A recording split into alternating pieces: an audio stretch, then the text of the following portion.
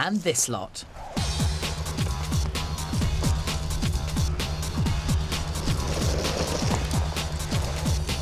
Power kiters. They're high-octane types who just love getting aloft using kites.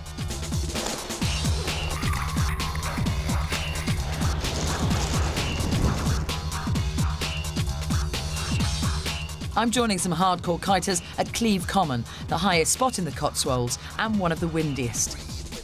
But before you get this good, you've got to master the basics. Stay on the ground, I keep the brakes pulled towards me in. To launch, all I do is release the brakes, give it a little tug on the top line. And we're up. And we're up and into the sky. The kite will fly and generally will sit around at the top of the sky without any problem at all. It'll fly in a semicircle around the wind, so if I pull right a little bit, it starts to fly over to the right and it'll stay sat at the right, ready until you want to go back left. You come back left, it comes all the way back across and stops over at the left-hand side. Nice. Get a bit of a jiggle to get it up and into the sky. That's it. Now pull on the right one a little bit, just slowly bring it back. Sweet. Just gently, that's it. Now back on the left and back on the right. That's it, cool. Now just give it a little shake, it'll come back up into the sky. There we go. Oh. Looks like my kite's got more affinity with the ground than the sky. That's it, just really give it a good shake. At crash landing it, aren't I? Everybody is when they first start. Just give the brakes a little shake. That's it.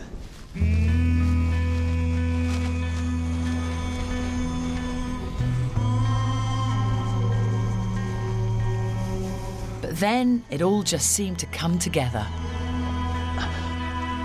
Excellent.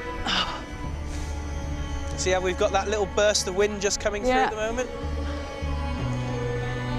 La la la. That's it, it's got to that stage now you can fly it without crashing, eh? Well, nearly.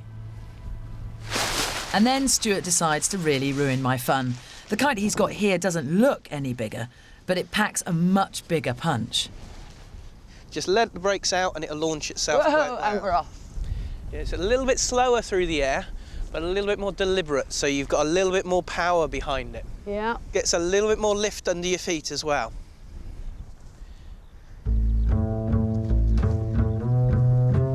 You can really feel this one pulling. It's more like wrestling than kite flying. Quite a workout.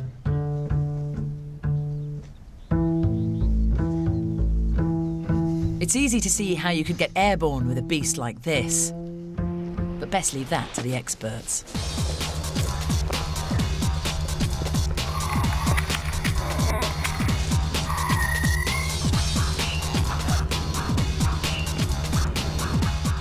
Marcus, I'm not surprised that you're sitting down. I'm not even doing any of that stuff.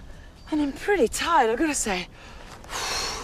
It's exhausting, isn't it? It is, yeah. Pretty hard work today. So how long have you been flying with a board, as it were? With a board, about 3 years now.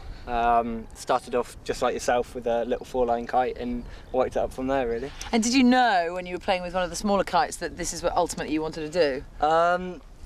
Yeah, I really enjoyed it when I did it, but at the time the sport wasn't quite as big as it was now, so I didn't know how much potential there was and what you could actually do with the sport.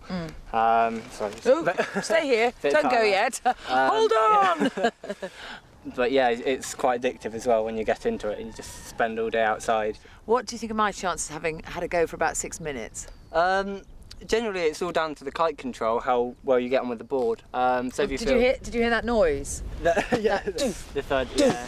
That happened quite a lot with me. Yeah, we all start somewhere. Maybe one day. Until then, Marcus, it's all yours. That's it from the Cotswolds. Next week, there's a special edition of Countryfile to help inspire you on your road to adventure. Hope you can join us then. That was a belter.